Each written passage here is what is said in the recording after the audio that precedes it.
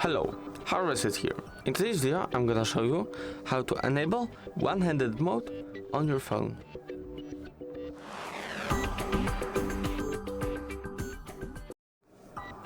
So, what you want to do is go up to the settings, server, handed, one-handed mode on, right here. You see? You just change the button layout, gestures, buttons.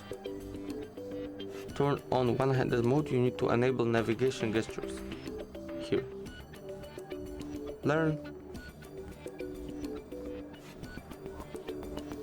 Here.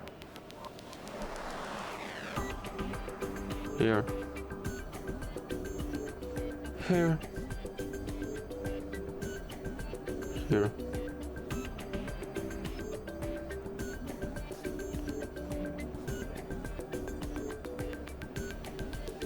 Right here. You change to the gestures. Go back. One-handed mode on. If the video was helpful, please leave a like and subscribe, and bye.